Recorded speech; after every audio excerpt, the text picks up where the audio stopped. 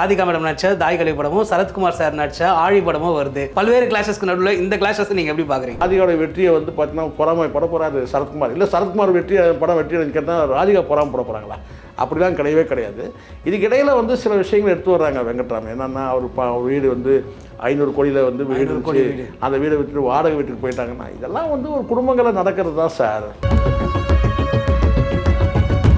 அந்த மேக்கப் எல்லாத்தையும் போட்டு வந்து பார்த்தீங்கன்னா வந்து அந்த காட்சி நடிக்கும் போது அந்த மேக்கப் கலையாமல் இருக்கணும். திருப்பி மறுபடியும் வந்து பார்த்தீங்கன்னா ஒரு நாளும் அந்த மேக்கப் போடணும்னு வச்சுங்க. ஒரு நாள் ஷூட்டு முடிச்சிட்ட பிறகு திரும்ப இன்னொரு நாளைக்கு மறுபடியும் அதே மேக்கப் போனால் தாய்க்கிழவியும் ஆழியும் ஒரே நேரத்தில் நீங்கள் வந்து ரிலீஸ் ஆகிறதுனால எல்லாருக்கும் ஒரு கேள்வி இருக்குன்னா என்னங்க எப்படிங்க சம்மதிச்சாங்க?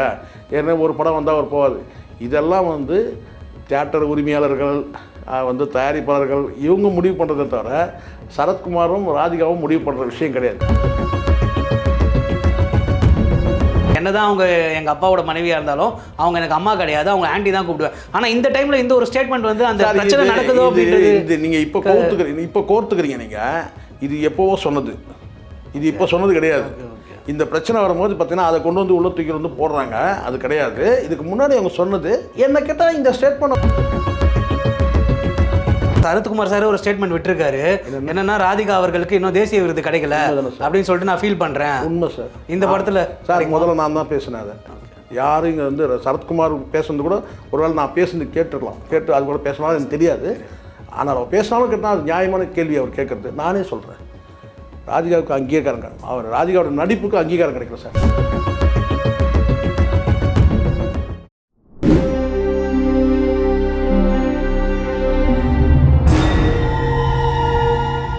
உலகெங்கிலும் வாழும் ஆடுகளம் சினிமா நேயர்களுக்கு வணக்கம். இன்று நம்மோடு இணைந்திருப்பது சினிமா விமர்சகர் திரு சேகுவாரா அவர்கள்.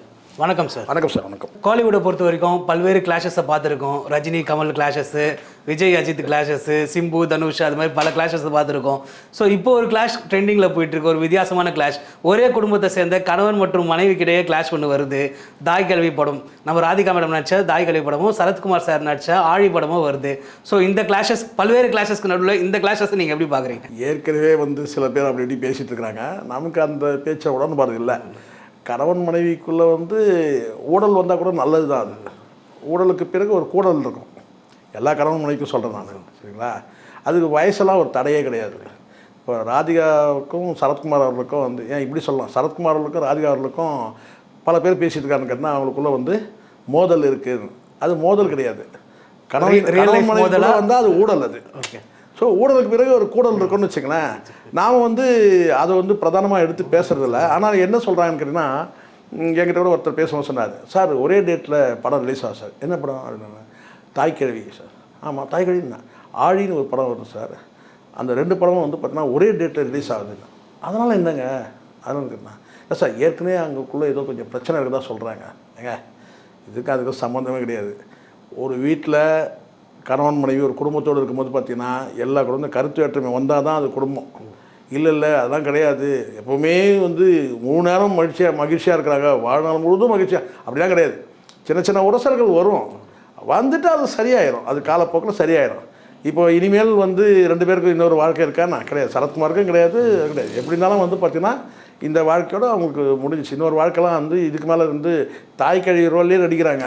இது யாரும் எடுக்க முடியாத ஒரு கேரக்டர் சார் இது தாய்க்கழி. இப்போ வந்து நான் வந்து பார்த்த வரைக்கும் சொல்கிறேன், அந்த மேக்கப்புக்கே வந்து பார்த்தீங்கன்னா எத்தனை மணி நேரம் வந்து அந்த மேக்கப்புக்காக ராதிகா எடுத்துக்க வேண்டியது இருக்கும். ராதிகா தவிர வேறு யாராவது நடிக்க முடியுமா சார்? கடந்த காலத்தில் சொல்கிறாங்க, என்ன சொல்கிறாங்கன்னு கேட்டால் உண்மை, வடிவுக்கரசி அம்மாவும் அந்த மாதிரி நடிச்சிருக்காங்க. இந்த மாதிரி வந்து ஒரு கிழவி ரோலெல்லாம் நடிச்சிருக்காங்க. ஆனாலும் வந்து ஒரே ஜென்ரேஷன் சேர்ந்தவங்க தான் ராதிகாவும் சரி வடிவுக்கரசியும். வந்து ஒரே வயது கூட இருக்கிறதுக்கான வாய்ப்பு இருக்குது. கொஞ்சம் முன்ன பின்ன இருக்கலாம் வயது, ஆனால் வந்து ஒரே ஜெனரேஷன் சேர்ந்தவங்க தான். அவங்க வந்து பார்த்திங்கன்னா வந்து ஒரு என்ன சொன்னால் வந்து 2ஆம் நாயகியாக தான் அவங்க ஆகிட்டாங்க. அதுக்கப்புறம் குணச்சித்திர கேரக்டரும் நடிச்சிருக்காங்க. அவங்க நடிப்பில் வந்து வடிவுக்கரசிலாம் வந்து பார்த்திங்கன்னா வந்து மிரட்டுவாங்க. அருணாசலம் படத்தில் வந்து ஒரு கூனி கேரக்டரை நடிப்பாங்க வடிவுக்கரசி. ஸோ நம்ம ராதிகா பேசுகிறது வடிவுக்கரசி பேசுகிறோன்னா பார்த்துங்க, அதுதான் நடிகையோட அந்த அவங்க திறமையை பேசும்போது நம்ம பேசுகிறா இருக்கு. பட் ராதிகா வந்து பார்த்திங்கன்னா ஒரு கதாநாயகியாக நடித்தவங்க, அவங்களுடைய ஸ்டேட்டஸ் வேறு லெவலில் தானே இருந்தது. நடிப்பில் வந்து என்ன பலவன் நான் சொல்லியிருக்கேன், நடிப்பில் வந்து ராட்சசி தான், அரக்கி தான். ஆனால் வந்து இந்த கேரக்டரை வேறு யாராவது எடுத்து நடிக்க முடியுமா சார்? யோசிச்சு பாருங்கள். நீங்கள் தென் மாவட்டங்கள் நீங்கள் ட்ராவல் பண்ணிங்கன்னா எனக்கு தெரியும், இந்த தூத்துக்குடி இந்த பக்கம் திருநெல்வேலி தாண்டி போனீங்கன்னா அங்கே வந்து பெரும்பாலும் அண்ணாச்சிமார்களுடைய அவங்க பாட்டிகள் தான், அவங்க குடும்பத்தில் இருக்க வந்து பெரிய பாட்டி தான் வந்து இந்த காதில் அந்த அது பேரை சொல்லுவாங்க, அந்த கொண்டு தான் வந்து ஆமாம் அது பேர் தோடு தான், தோடே அதுக்கு ஏதோ பேர்லாம் சொல்லுவாங்க, அது நம்ம பேர் தெரியாது. ஆனால் வந்து பெரும்பாலும் வந்து அண்ணாச்சிமார் வீட்டில் இருக்கிற வந்து பாட்டிகளுக்கு தான் இப்படி வந்து குண்டு குண்டாக இருக்கும் தங்கம். ஸோ அதை போட்டு நடிக்கிறதே ஒரு பெரிய விஷயம் சார். அது வந்து மேக்கப் பண்ணும்போது சில காட்சிகள் வந்து பார்த்தேன், சில கிளிப்ஸ்லாம் வந்துச்சு பார்த்தேன். அதை வந்து எப்படி மேக்கப் எவ்வளோ நேரம் மேக்கப் போடணும், அந்த மேக்கப் எல்லாத்தையும் போட்டு வந்து பார்த்தீங்கன்னா வந்து அந்த காட்சி நடிக்கும் போது அந்த மேக்கப் கலையாமல் இருக்கணும். திருப்பி மறுபடியும் வந்து பார்த்தீங்கன்னா ஒரு நாளும் அந்த மேக்கப் போடணும்னு வச்சுங்க. ஒரு நாள் ஷூட்டு முடிச்சிட்ட பிறகு திரும்ப இன்னொரு நாளைக்கு மறுபடியும் அதே மேக்கப் போடணும், எவ்வளோ இதுவாக இருக்கும். இப்படி நம்ம பார்க்குறோம். அதுக்குன்னா படம் கண்டிப்பாக வந்து பார்த்திங்கன்னா ராதிகாவுக்கு வந்து அவார்டு வாங்கி தரக்கூடிய படமாக இருக்குன்னு நான் நம்புகிறேன். அட் த சேம் டைம் என்னென்னு கேட்டிங்கன்னா, இப்போ இன்னொருக்கு பல பேருக்கு அதான் ஆவல் என்னன்னு கேட்டிங்கன்னா, எப்படியாவது 2 பேரையும் வந்து சரத்குமாரும் ராதிகாவும் மோதுற மாதிரி இவர் பேசுவாரான்னு எதிர்பார்க்குறாங்க. நமக்கு நோக்கம் அது கிடையாது. ஒரு மிகச்சிறந்த ஒரு கலை பொக்கிஷம். நான் ராதிகா அப்படி தான் நான் சொல்லுவேன். தமிழ் சினிமாவோட கலை பொக்கிஷம் தான் ராதிகா. ஏன்னா அதுக்கு காரணம் என்ன, கடந்த காலத்தை நீங்கள் வந்து நீண்ட நெடிய பயணம், நீங்கள் வந்து கதாநாயகர் நடித்த முதல் படத்தெல்லாம் வந்து பார்த்தீங்கன்னா அவங்க பேசுகிற தமிழே வந்து பார்த்திங்கன்னா ரொம்ப சொன்னால் இந்த சின்ன பிள்ளைகள் பேசுவாங்க தமிழ், அப்படி தான் இருக்கும். அவங்க பேசுகிற தமிழ் ரொம்ப பிடிக்கும். இந்த முதல்ல கிழக்கே பக்கம் ரயிலில் நீங்கள் வந்து அவங்க தமிழ் பேசுகிற ராதிகா பேசுகிற தமிழ் வந்து பார்த்திங்கன்னா தமிழ் ஆர்வம் உள்ளவங்களுக்கு, தமிழ் மொழியை நேசிக்கிறவங்களுக்கு ரொம்ப பிடிக்கும். அப்படி இருக்கும் அவங்க பேசுகிற அந்த தமிழ். ரொம்ப அறியாத பொண்ணு மாதிரி பேசுகிறாங்க இல்லையா, இந்த சின்ன பிள்ளைகள் பேசுவாங்க, அந்த மாதிரி இருக்கும். அப்புறம் அவங்களுடைய நடிப்பு திறமையை எப்படிலாம் டெவலப் பண்ணி கொண்டு வந்து இன்றைக்கி எப்படி வந்து நிற்கிறாங்க வந்து பார்த்தீங்கன்னா, இன்றைக்கி ஒரு மூதாட்டி பாட்டி கேரக்டர் நடிக்கிறதுக்கு யோசிப்பாங்க சார். அதுவும் வித்தியாசமான பாட்டி இது, சரிங்களா? அப்போது ஒரு தாய் கிழவின்னு படத்துக்கு டைட்டிலே வச்சு வந்து நடிக்கிறதுன்றது வந்து சாதாரண எல்லாரும் நடிச்சிட முடியாது. அம்மா கேரக்டரோடு நிறுத்திப்பாங்க சில பேர், சரிங்களா? ஆனால் பாட்டி கேரக்டரில் வந்து நடிக்கிறேன்னு சொன்னால் இன்னும் கொஞ்ச நாள் போட்டுமே, இன்னொரு 5 வருஷம் போடணும்னு நினைப்பாங்க. ஆனால் இவங்க வந்து நிஜமாக பாட்டி தான், அது வேறு விஷயம். நிஜமாக வந்து இவங்க பாட்டி தான். ஆனால் பாட்டின்றதை தாண்டி இவங்க வந்து பார்த்தீங்கன்னா மூதாட்டி, இந்த கிழவின்றது வந்து பார்த்திங்கன்னா மூதாட்டி தான். அவங்க தான் இந்த மாதிரி குண்டலெல்லாம் போட்டிருப்பாங்க. முழுக்க ஒரு குடும்ப கதைன்னு சொல்கிறாங்க. ஒரு குடும்பத்தில் நடக்கக்கூடிய அந்த பாச போராட்டம் தான் அப்படின்னு அவங்க சொல்கிறாங்க. இந்த சைடில் வந்து பார்த்திங்கன்னா வந்து சரத்குமாருக்கும் வந்து நடிக்கிறதுக்கு சரியான ஒரு வாய்ப்பாக சொல்கிறாங்க. அந்த ஆழி படத்தில் வந்து, ஆழினா தெரியும்ல உங்களுக்கு, ஆழி பேரலை கேள்விப்பட்டிருக்கோம். அதான் கடல், ஆழினா கடல். கடல் சார்ந்த பகுதியில் நடக்கக்கூடிய ஒரு குடும்பத்தில் வந்து அப்பா மகளுக்குள்ள அந்த பாச போராட்டம், காதல், இது போன்ற பிரச்சனை, ஒரு த்ரில்லர்னு சொல்கிறாங்க. அதுதான் இந்த படம் வந்து பார்த்திங்கன்னா ஒரு தந்தை மகளுக்குள்ள ஒரு பாசம் குறித்திருந்தால் கூட பார்த்திங்கன்னா அந்த கடல்வாழ் பகுதியில் நடக்கக்கூடிய ஒரு த்ரில்லிங்கான காட்சிகள்ன்றாங்க. ஒருவேளை சுனாமி காட்சிகள் அல்ல அதில் ஏதாவது இருக்குமான்னு தெரில, அப்படி சில காட்சிகள் வச்சுருக்கேன். ஏன்னா சுனாமி நேரத்தில் வந்து பல விஷயங்கள் நடந்தது சார். அது வெளியே வராமல் போயிடுச்சு, பல விஷயங்கள் நடந்துச்சு. வந்து பார்த்தீங்கன்னா வந்து பல பேர் அதாவது சுனாமியில் வந்து பறி கொடுத்தவங்களுடைய வாழ்க்கை இருக்கு இல்லையா, அந்த வாழ்க்கையை வந்து ஒவ்வொருத்தருடைய வாழ்க்கையை நீங்கள் படமாக எடுக்கலாம். கடலில் பறி கொடுத்தவங்க இருக்காங்களே, திடீர்னு அது மாதிரி ஒன்று எதிர்பார்க்கவே இல்லை. இவ்வளோ பெரிய கடல் அலை வந்து நம்மளை இழுத்துட்டு போகுமான்னு நினைக்கிறேன். அந்த ஒவ்வொரு மனிதர்களுக்கும் பின்னாடி கூட ஒரு கதை இருக்குது.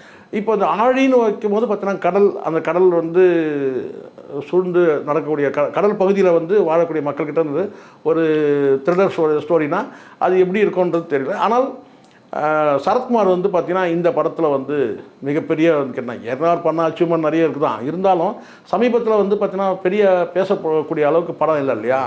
இந்த படம் வந்து சிறப்பாக இருக்கும். அவர் நடிப்புக்கு ஒரு நல்ல தீனி கண்டிப்பாக நிச்சயமாக எனக்கு ஹோப் இருக்குது. நான் வந்து சில விஷயங்கள் கேள்விப்படும் போது இருக்குது. அப்போது இங்கே வந்து நீங்கள் கேட்ட ஒரு கேள்விக்குன்னா, தாய் கிழவியும் ஆழியும் ஒரே நேரத்தில் நீங்கள் வந்து ரிலீஸ் ஆகிறதுனால எல்லாருக்கும் ஒரு கேள்வி இருக்குன்னா, என்னங்க எப்படிங்க சம்மதிச்சாங்க, ஏன்னா ஒரு படம் வந்தால் ஒரு போகாது. இதெல்லாம் வந்து தியேட்டர் உரிமையாளர்கள் வந்து தயாரிப்பாளர்கள் இவங்க முடிவு பண்ணுறதை தவிர சரத்குமாரும் ராதிகாவும் முடிவு பண்ணுற விஷயம் கிடையாது. படத்தில் நடிச்சிட்டாங்க, பணம் வாங்கிட்டாங்க, போயிடுவாங்க. இதை யார் வந்து படத்தை ரிலீஸ் பண்ணுறது அவங்க முடிவு பண்ணாங்க. ஸோ இதனாலேயே வந்து 2 பேருக்கும் வந்து மோதல் இருக்குது அப்படின்னா சொல்ல முடியாது. அப்படியே வெற்றி அடைஞ்சாலும் கேட்டால் ராதிகாவோட வெற்றியை வந்து பார்த்தீங்கன்னா பொறாமைப்பட போகிறாரு சரத்குமார். இல்லை சரத்குமார் வெற்றி அடைஞ்சு கேட்டால் ராதிகா பொறாமப்பட போகிறாங்களா? அப்படிலாம் கிடையவே கிடையாது. இதுக்கு இடையில் வந்து சில விஷயங்கள் எடுத்து வர்றாங்க வெங்கட்ராமன். என்னென்னா அவர் வீடு வந்து 500 கோடியில் வந்து வீடு வச்சு அந்த வீடை விட்டுட்டு வாடகை வீட்டுக்கு போயிட்டாங்கன்னா இதெல்லாம் வந்து ஒரு குடும்பங்களை நடக்கிறது தான் சார். இப்போ எவ்வளோ பேர் அப்படி கணக்கு எடுத்துட்டிங்கன்னா கேட்டால் கிராமத்தில் பெரிய வீடு இருக்குது, அதை விட்டுட்டு வந்து 10க்கு 10 ரூமில் வந்து சென்னையில் வந்து இருக்கிறான். அவ்வளோ லாஸ்ட்டில் இருக்காரு சார் சரத்குமார். லாஸ்ன்னு சொல்ல முடியாது. இப்போது சரி அப்படின்ற கூட நம்ம என்ன செய்ய முடியும், ஒரு குடும்பத்தில் நடக்கும்போது பார்த்தீங்கன்னா பல விசேஷங்கள் நடந்திருக்கு. ஸோ எவ்வளோ பெரிய குடும்பங்கள் கிட்டத்தட்ட வந்து சர்வெண்ட்டுகளுக்கு சம்பளம் தரணும். இப்படி ஒரு பெரிய குடும்பத்தை நிர்வாகம் பண்ணும்போது பார்த்தீங்கன்னா அவங்களுக்கு வந்து கடன் சுமையாக அவங்களுக்கு இருக்காதா? நான் கேட்குறேன். எல்லா குடும்பத்திலும் இருக்குது சார். நல்லது கெட்டது போனது வந்தது கடன் லாபம் நஷ்டம் எல்லாமே இருக்குது. இதெல்லாம் வந்து ஒரு பெரிய விஷயமா பேச முடியாது. சரிங்களா? இப்போதைக்கு என்ன இருக்குன்னா அவங்களுடைய கடந்த கால வழக்கு பாருங்கள். அவங்களுடைய 2 மகள்கள் இருக்கிறாங்க. ஒரு பெரிய குடும்பமாக இருந்தாங்க எல்லாரும். இப்போ அவர் என்ன சொல்கிறாரு கேட்டால் அவங்கவுங்க தனித்தனியாக அவங்க வந்து ஒவ்வொருத்தரும் வீடை போயிட்டாங்க. ஒரே குடும்பத்தில் 2 மனைவிகளோடு அவர் இருந்தார் சரத்குமார். உண்மை தானே இது? வெளிப்படையாக எல்லாருக்கும் தெரியுமே. எங்கேயுமே உலகத்துலேயே நம்ம பார்த்ததே கிடையாது. இது பெரும்பாலும் நம்ம பார்த்தது கிடையாது. நம்ம வந்து கிராமத்தை கூட அப்படி நீங்கள் பார்த்துருக்கீங்கன்னு தெரியலன்னு கேட்டால் 2 மனைவி இருக்கும். அந்த வீட்டில் 2 நாள், இந்த வீட்டில் 2 நாள் ஷிஃப்ட் போட்டு போகிற நபர்கள் இருக்கிறாங்க. ஆனால் ஒரே வீட்லேயே 2 மனைவிகளும் வந்து இருந்தாங்க இல்லையா? ஒரே வீடுனா நம்ம நினைக்கிற மாதிரி சின்ன வீடு இல்லை. அது இது சின்ன வீடு தான், நீங்கள் வேறு வேறு வச்சுக்கோங்க. ஒரு பெரிய வீடு. அந்த பெரிய வீட்டில் வந்து பார்த்தீங்கன்னா அவங்க ஒரு பகுதியாக இவங்க பகுதி எப்படி இருந்தாலும் ஒரு வீடு தானே. எத்தனை வாசல் இருந்தாலும் எத்தனை ரூம் அறைகள் இருந்தாலும் ஒரே வீட்டில். ஆனால் ஒரே வீட்டில் எல்லோரும் ஒன்றா தான் இருந்தாங்க. அது அவங்களுக்குள்ளே வந்து பார்த்தீங்கன்னா இங்கே நல்லா புரிஞ்சுக்கணும். சின்ன விஷயம் உங்களுக்கு சொல்லி முடிச்சிடுறேன். எவ்வளோக்கு எவ்வளோ வந்து ஆட்கள் எண்ணிக்கை கூடுதோ அங்கே ஒரு அரசியல் நடக்கும் வெங்கட்ராம். நாம் இதில் வந்து பகுத்து பகல சரத்குமார் குடும்பன்றதுனால அப்படி பேசுகிற வேண்டியதில்லை. ராதிகா குடும்பன்ற எல்லா குடும்பத்திலையும் இருக்குது. ஒன்றுக்கும் என்னுடைய அனுபவத்தில் நான் சொல்கிறேன், ஒன்றுக்கும் மேற்பட்ட நபர்கள் ஒரே ஒருத்தர் மட்டும் இருந்தார்னா அங்கே அரசியல் இருக்காது, குடும்ப அரசியல் இருக்காது. சிங்கிள் மேன் பேச்சுலர் அப்படியே அவருக்கும் ஏதாவது கசமுசான்னு கேட்டால் ஹவுஸ் ஓனருக்கும் அவனுக்கும் தான் பிரச்சனையாக இருக்கும். சரிங்களா? வீட்டுக்காரருக்கு அவருக்குலாம் அதுவும் சொந்த வீட்டில் தானே பிரச்சனையே கிடையாது. சிங்கிளாக இருந்தால் சொல்கிறேன். ஒன்றுக்கும் மேற்பட்ட நபர்கள் 2 பேர் இருந்தாங்கன்னா கூட பார்த்தீங்கன்னா அட்ஜஸ்ட் பண்ணிவிட்டு ஓடிடும். ஏன்னா ஒரு நேரம் திட்டினாலும் ஒரு நேரம் அணைச்சி தான் ஆகணும். அடிக்கிற கை தான் அணைக்கும், அப்படி போயிடும். அந்த 2 பேருக்கு அடுத்தது 3வது ஒரு நபர் வந்துட்டாங்கன்னா குடும்ப அரசியல் ஆரம்பிச்சிருச்சு. எது குடும்பத்துக்குள்ளே அரசியல் ஆரம்பிச்சிடும். சார் நீங்கள் அரசியல் சொல்லும்போது ஞாபகம் வருது, வரலட்சுமி சரத்குமார் ரீசெண்டாக ஒரு ஸ்டேட்மெண்ட் விட்டுருக்காங்க. நான் வந்து ராதிகா மேடமை வந்து ஆன்ட்டின்னு தான் கூப்பிடுவேன், அம்மானு கூப்பிட மாட்டேன். என்ன தான் அவங்க எங்கள் அப்பாவோட மனைவியாக இருந்தாலும் அவங்க எனக்கு அம்மா கிடையாது, அவங்க ஆன்ட்டி தான் கூப்பிடுவேன். ஆனால் இந்த டைமில் இந்த ஒரு ஸ்டேட்மெண்ட் வந்து அந்த பிரச்சனை நடக்குதோ அப்படின்றது நீங்கள் இப்போ கோர்த்துக்கிறீங்க. நீங்கள் இது எப்போவோ சொன்னது, இது இப்போ சொன்னது கிடையாது. இந்த பிரச்சனை வரும்போது பார்த்தீங்கன்னா அதை கொண்டு வந்து உள்ள தூக்கி வந்து போடுறாங்க. அது கிடையாது. இதுக்கு முன்னாடி அவங்க சொன்னது. என்ன கேட்டால் இந்த ஸ்டேட்மெண்ட் அவங்க சொல்ல வேண்டிய அவசியமே இல்லைன்ற நான். எல்லாருக்கும் தெரியும் தானே ராதிகா யாருன்னு தெரியும். ராதிகா வந்து வரலட்சுமியோட சிற்றனை என்பது எல்லாருக்கும் தெரியும். இது அவங்க சொல்லணும்னு அவசியமே கிடையாது. ஸோ எல்லோரும் சந்தோஷமாக இருந்த ஒரு காலகட்டத்தில் நம்ம பார்த்தோம். அதெல்லாம் அவங்க வீடியோவே போட வேண்டிய அவசியமே இல்லை. அதை வீடியோவாக போட்ட காலம்லாம் இருக்கா? அவங்க குடும்பத்தில் வந்து பார்த்தீங்கன்னா அந்த கல்யாணத்தை அப்போ இவங்க எல்லோரும் நலங்கு வச்சுக்கிறது சந்தோஷமான ஈவெண்ட்டுகளை வந்து அவங்களால ஷேர் பண்ணாங்க. இப்போ இந்த வருத்தமான ஈவெண்ட்டுகள் இருக்கிறதா சொல்கிறாங்க. அது தெரியல, நமக்கு தெரியாது, நம்ம பேசக்கூடாது. சில வருத்தங்கள் இருக்கும்போது பார்த்திங்கன்னா அது வந்து பேசுபொருளாக வந்து பார்த்தீங்கன்னா தவிர்க்கணும்னு நினைக்கிறாங்க. அதனால தான் நான் சொல்கிறேன், மகிழ்ச்சியான தருணங்கள் வந்து நாம் வந்து அதை காட்சிப்படுத்த வேண்டிய அவசியம் இல்லை. ஒரு திருமண நிகழ்ச்சியில் நீங்கள் வந்து ஒரு ஃபோட்டோ வெளியிடலாம். என்னென்னு கேட்டிங்கன்னா வந்து ஒரு திருமண நிகழ்ச்சி ஒரு ஃபோட்டோ, என் மகள் திருமணம், என் மகன் திருமணம் நடந்தது, ஒரே ஒரு ஃபோட்டோ. அதை பொது வெளி கொண்டு வர வேண்டிய அவசியம் கிடையாது. நீங்கள் ஒரு சாதாரண ஒரு நிகழ்வு வந்து பார்த்தீங்கன்னா கல்யாண நிகழ்வு வந்து பார்த்தீங்கன்னா அன்றைக்கி அப்படி வந்து எல்லோரும் வந்து கூட்டாக உட்காந்து அப்படியே வந்து ஒன்றா நாங்கள் வந்து சந்தோஷமாக எல்லோரும் சந்தோஷமாக இருக்கிறோம் வந்து பார்த்தீங்கன்னா அப்போ அந்த இடத்துல வந்து ஒரு காட்சிப்படுத்தப்பட்ட பிறகு இப்போ சில பேர் என்ன நினைக்கிறான்னு கேட்டால் நம்மன்றான். என்னன்னு கேட்டால் இது என்னங்க அவர் 500 கோடி அங்கே வீடு, அந்த வீட்டை விட்டு அவர் வாடகை வீட்டுக்கு போகிறார். ஏங்க வாடகை வீட்டுக்கு போகிறாரு? ஏன் விடுங்க? அது அவர் இஷ்டங்க. அவர் வாடகைக்கு போகிறாரு, இல்லை வந்து பார்த்தீங்கன்னா ஒன்று குட்டில் இருக்கிறாரு, இல்லை எப்படியோ போகிறாங்க. அது வந்து நமக்கு அது அவசியமே இல்லாது. இந்த நேரத்தில் இந்த படத்தை கொண்டு வந்து போடுறான். நமக்கு இப்போ பிரச்சனை என்னன்னு கேட்டால் இங்கே திரைப்படமே ஏற்கனவே சிக்கல் இருக்குது. ஒரு படம் ஓடணும், இங்கே 2 பேர் படமும் ஒரே படத்தில் கேட்டால் அவர் சரத்குமார் வந்து தாய்க்கிழவியை காலி பண்ணுறாரு, தாய்க்கிழவி வந்து சரத்குமார் படத்தை காலி பண்ணுறாங்க. காலி பண்ணுறதை பற்றி பேச வேண்டிய அவசியமே இல்லை. அவங்க வீடு காலி பண்ணுறாங்க, அவ்வளோதான். வேறு வாடகை வீட்டுக்கு போகிறாங்க. அந்த வீடு என்ன ஆகுதுன்னா அதுக்கப்புறம் பார்த்துக்கலாம். ஸோ குடும்பத்தில் வந்து பார்த்தீங்கன்னா இந்த என்ன சொல்கிறேன் சின்ன சின்ன சச்சரவுகள், குடும்ப அரசியல் நிறைய நடக்கும். கும்பல் அதிகமாக அதிகமாக குடும்ப அரசியல் நடக்கும். அது நிறைய பேர் தெரியல. இங்கே வாரிசு அரசியல் பற்றி பல பேருக்கு தெரியும், ஆனால் குடும்ப அரசியல் தெரியுமா? குடும்ப அரசியலில் பார்த்தீங்கன்னா குடும்பத்தை ஒவ்வொரு குடும்பத்தை கெடுக்கிறதுக்கு ஒரே ஒரு பொம்பளை இருப்பாங்க, இல்லை ஒரு ஆம்பளை இருப்பாங்க. நான் சொல்கிறேன், எழுதி வச்சுங்க. ஒரு பெரிய குடும்பத்தில் அங்கே சந்தோஷமாக இருந்தாலும் கூட பார்த்தீங்கன்னா ஒருத்தருக்கு மட்டும் நம்மன்னோம். எப்படி இவங்க இவ்வளோ சந்தோஷமாக இருக்காங்க? அந்த ஒரு நபர், அது ஆணாக இருக்கலாம் அல்லது பெண்ணாக இருக்கலாம், எந்த உறவு முறையாக கூட இருக்கலாம், அது யார் வேணாலும் எந்த உறவு முறையாக இருக்கலாம். ஆனால் அந்த ஒரு நபருக்கு வந்து கேட்டால் இந்த சந்தோஷத்தை விடக்கூடாது. அதான் இந்த டிவி சீரியல்லாம் இன்றைக்கி ஏன் இந்த கொடி கட்டி பறக்கிறானுங்க? யோசிச்சு பாருங்கள். இந்த டிவி சீரியல்லாம் ஏன் வந்து கொடி கட்டி பறக்கிறானுங்க? இதுதான் காரணம். ஏன்னா அந்த ஒரு கேரக்டர் வச்சு தான் ஓட்டுறான். இது குடும்பத்தில் வந்து மோரில் எப்படி விஷத்தை கலக்கிறது, பாலில் எப்படி மாமியாருக்கு வந்து மருந்து கொடுத்து காலி பண்ணுறது, எப்படி வந்து பாத்ரூமில் மாமியார் வழி கூடுற மாதிரி பார்த்தீங்கன்னா எண்ணெயை ஊற்றி வைக்கிறது, ஹஸ்பண்ட் ஒய்ஃபை எப்படி வந்து பிரிக்கிறது, இப்படியே இருக்குது. ஸோ அப்படியெல்லாம் வந்து பார்த்தீங்கன்னா வந்து ஏன் சிட்டி சீரியலில் வந்து ராதிகாவை நடிச்சிருக்கிறாங்கல்ல. ஸோ அதனால் வந்து ஒரு குடும்பத்தில் நடக்கிற விஷயம் சார், அது அவங்க பிரச்சனை, அவங்க பார்த்துக்க போகிறாங்க. நமக்கு அவசியம் இல்லை. நமக்கு தேவை கவலை எல்லாம் கேட்டால் தாய்க்கிழவி படம் வந்து எப்போ ரிலீஸ் ஆகுது, படத்தை பார்க்கணும், ராதிகாவோட நடிப்பு பார்க்கணும். இங்கே வந்து சரத்குமார் அவருடைய வந்து பார்த்தீங்கன்னா நீண்ட காலத்துக்கு பிறகு வந்து அதை பார்க்கணும். சரத்குமார் சார் ஒரு ஸ்டேட்மெண்ட் விட்டுருக்காரு, என்னன்னா ராதிகா அவர்களுக்கு இன்னும் தேசிய விருது கிடைக்கல அப்படின்னு சொல்லிட்டு நான் ஃபீல் பண்ணுறேன். உண்மை சார். இந்த படத்தில் சார் முதல்ல நான் தான் பேசினேன். அதை யாரும் இங்கே வந்து சரத்குமார் பேசுனது கூட ஒருவேளை நான் பேசுனது கேட்டுருக்கலாம், கேட்டு அது கூட பேசினாலும் எனக்கு தெரியாது. ஆனால் அவர் பேசினாலும் கேட்டால் அது நியாயமான கேள்வி அவர் கேட்குறது. நானே சொல்கிறேன், ராதிகாவுக்கு அங்கீகாரம், அவர் ராதிகாவோட நடிப்புக்கு அங்கீகாரம் கிடைக்கல சார். சரத்குமார் சொல்கிறது கரெக்ட். ராதிகாவுடைய நடிப்புக்கும் திறமைக்கும் இங்கே தமிழ் சினிமாவில் அங்கீகாரம் கிடைக்கல. தமிழ் சினிமாவில் தான் அறிமுகமாகறாங்க. வெவ்வேறு மொழிகளை நடிச்சிருந்தால் கூட பார்த்தீங்கன்னா ராதிகாவோட நடிப்புக்கு இங்கே வந்து உரிய அங்கீகாரம் கிடைக்கல. உண்மை, தேசிய அளவில் அங்கீகாரம் கிடைக்கல. அங்கே ஒன்று இங்கே ஒன்றுமா இங்கே தமிழ்நாட்டில்னா வந்து சில விருதுகள் கிடைச்சிருக்கலாம், தேசிய அங்கீகாரம் கிடைக்கவே இல்லை. ராதிகாவை விட்டுட்டு வேறு யாருக்குடா தமிழ் சினிமாவில் நீங்கள் வந்து தேசிய விருது கொடுப்பீங்க? நான் கேட்குறேன். நீங்கள் ராதிகா மட்டும் நடிச்சிடாதீங்க சார். அவங்க அண்ணன் ராதாரவி வில்லாதி வில்லன், தேசிய அங்கீகாரம் கிடைக்கல. மலேசியாவில் கூப்பிட்டு கொடுக்குறான். மலேசியாவில் கூப்பிட்டு வந்து பார்த்தீங்கன்னா ஒரு 50வது வந்து விழா வந்து பார்த்தீங்கன்னா பொன் விழா நடத்தி கொடுக்குறான். இங்கே நடக்கவே இல்லை. ரீசெண்டாக எனக்கு பாராட்டு விழாவே நடத்தலன்னு சொல்லிட்டு ஒரு உண்மை சார், அங்கீகாரம் கிடைக்கலையா? அதனால் சரத்குமார் வந்து கேள்வி எழுப்புறது நியாயமான கேள்வி. இது உண்மை தானே, அங்கீகாரம் கிடைக்கல. ஏன் சார் இவ்வளோ எடுத்துங்க சார். சரியோ தப்போ ஒரு கட்சியை வந்து வளர்த்து கொண்டு வர்றது எவ்வளோ கஷ்டம் தெரியுமா? ஒரு கட்சியை வந்து பார்த்தீங்கன்னா நீங்கள் அது எப்படின்னா இருக்கட்டும். சரத்குமாருடைய சமத்துவ மக்கள் கட்சியை இன்றைக்கி வந்து பார்த்திங்கன்னா அவர் இருந்தார்னா இன்றைக்கி வந்து தேமுதிகவுக்கு வந்து 10 சீட்டு கொடுக்குறாங்க, வந்து ராஜ்யசபா கொடுக்குறதா சில பேச்சு இருக்குது. சரத்குமார் வந்து பார்த்திங்கன்னா விஜயகாந்த் அளவுக்கு இல்லைனாலும் கூட பார்த்தீங்கன்னா, ஆனால் அந்த கட்சிக்கு ஒரு அந்த மதிப்பு இருந்து அந்த தொண்டர்கள் இருந்தாங்க அவர்கிட்ட ஸ்ட்ராங்காக. அந்த கட்சியை இணைக்கிறதுக்கு முன்னாடி கூட ஒரு மாதம் முன்னாடி திருநெல்வேலியே இங்கே ஒரு மீட்டிங் போட்டார், பழையங்கோட்டையில் இங்கே போட்டார்.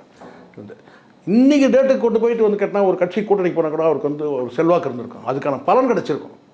பல வகையில் சொல்கிறேன். நான் ஏதோ வியாபார ரீதியாக நான் சொல்ல, இன்றைக்கி விஜயகாந்தை விற்றுட்டாங்கன்னு சொல்ல தான் சொல்ல. ஏன் இப்போ மட்டும் நான் சரத்குமார் என்ன சொல்கிறாங்க, நைட்டாக கொண்டு போய் கட்சியை வித்தாருன்னு சொல்லுது இந்த உலகம். ஆனால் அப்படி செய்து அந்த பிஜேபி என்ன பண்ணுச்சுன்னு தான் கேட்குறேன் நான். எனக்கு அது பதில் சொல்லவே யாரும் சொல்ல மாட்டேன். பிஜேபி கைமாறாக என்ன செஞ்சாங்க? கட்சியே கொண்டு போய் இணைச்சார். சும்மா அதை கொடுத்தா நான் இங்கெல்லாம் வந்து இந்த திராவிட கட்சிகள் கொடுக்குற மாதிரிலாம் எதுவும் கொடுக்க மாட்டாங்க சார். அது வந்து கேட்டால் ஒரு சீட்டு கொடுத்துருப்பாங்க, அவ்வளோதான். சீட்டு கொடுத்துருப்பாங்க. அப்படி தூக்கி கூட்டணும் பிஜேபியில் இருக்கிற நொட்டா மாதிரி இருந்தால் ஏன் சார் நீங்கள் டிஎம்டிகே வந்து வெளியே போகுது? நான் கேட்குறேன். அமித்ஷா வந்து மிகப்பெரிய வந்து அரசியல் சாணக்கியர். வேலுமணி கொண்டு போயிட்டு வந்து ஜக்கி கிட்ட கொண்டு போய் நிற்க வைக்கிறார் முன்னாள். மறுநாள் வந்து டிஎம்கே கிட்ட போகிறாங்கன்னா என்ன அர்த்தம்? அப்போது அந்த இடத்துல கண்டிப்பாக இன்றைக்கி வந்து பார்த்தீங்கன்னா அந்த கட்சியை கொண்டு போய் சரத்குமார் கொண்டு போய் இணைச்சதில் ஒரு அர்த்தமும் கிடையாது. நம்ம சினிமா பேசுகிறது வந்து அரசியல் பேசுகிறோம். இந்த நேரத்தில் இதை சொல்லணும் இல்லை, தேசிய விருது மட்டும் கிடையாது, கட்சியை கொண்டு போய் இணைச்சதுக்கே எந்த மதிப்பும் இல்லை, பலனும் இல்லை, உரிய அங்கீகாரம் இல்லை, மரியாதை. ஒரு பதவி சொல்லுங்கள் சார், நீங்கள் பணம் தர வேணாம் சார், பதவி எந்த பதவியும் தரவே இல்லை. அப்போது சரத்குமாருங்கன்னு ஒரு ஆளுமை இருக்குல்ல சார். ஒரு ராஜ்யசபா எம்பி கிடையாது. நீங்கள் சீட்டு எம்பி சீட்டு கொடுக்குறீங்க, சீட்டு இந்த சீட்டில் ஜெயிக்கலன்றதுனால அப்படியே விட்டுருக்கலாம். நீங்கள் ஒரு கட்சியை கொண்டு போய் இணைச்சாங்கல்ல. கண்டிப்பாக இப்போ புரியுதுங்களா? பிஜேபியை நம்பி போகிறோம் நடுவோடு தான் சார் நிற்கணும். பல பேர் நிற்கிறான் அந்த மாதிரி. விபி துரைசாமி, கேபி ராமலிங்கம், இன்னும் பல பேர் இருக்கிறாங்க கொண்டு போய். இதே இன்றைக்கி வந்து அரசியல் சூழலுக்கு சரத்குமார் இன்றைக்கி கொண்டு போய் டிஎம்கே இணைச்சிருந்தாலும் அல்லது அதிமுக கொண்டு போய் கட்சியை இணைச்சிருந்தாலும் பார்த்தீங்கன்னா அதுக்கான மரியாதை கிடச்சிருக்கும், அங்கீகாரம் கிடச்சிருக்கும். அங்கீகாரமும் இல்லை, எந்த விருதும் எந்த ஒரு வந்து கைமாறும் இல்லை. அப்போ இது ஏமாற்றப்பட்டது தானே சார். என்ன கேட்டால் சரத்குமாருடைய அந்த கட்டினா அந்த கட்சியை கொண்டு போய் இணைச்சது வந்து பார்த்தீங்கன்னா அவருக்கு ஏமாற்றம் தான், ஒன்றும் நடக்கலை. அதை தாண்டி வந்து இன்றைக்கி வந்து தேசிய விருது வந்து ஏன் கொடுக்கக்கூடாதுன்னு கேட்குறேன். எந்த வகையில் வந்து தகுதி இல்லாமல் போயிட்டாங்க தேசிய விருதுக்கு ராதிகா, நான் கேட்குறேன். பார்ப்போம் அந்த தாய்க்கிழமைக்கு அது என்ன நடக்குதுன்னு பார்ப்போம். நிச்சயமா சார், இந்த 2 படமும் ஒன்றா சேர்ந்து வந்து 2மே வெற்றி அடையும் அப்படின்னு சொல்லிட்டு நம்ம எல்லாருமே எதிர்பார்க்குறோம். அதே மாதிரி இந்த படம் மூலயமா ராதிகா மேடமுக்கு கண்டிப்பாக ஒரு தேசிய விருது கிடைக்கும், ஒரு அங்கீகாரம் கிடைக்கும்னு எதிர்பார்க்குறோம். எங்கள் கூட கலந்துக்கிட்டு உங்களோட கருத்தை தெரிவித்ததுக்கு ரொம்ப நன்றி சார். நன்றி சார்.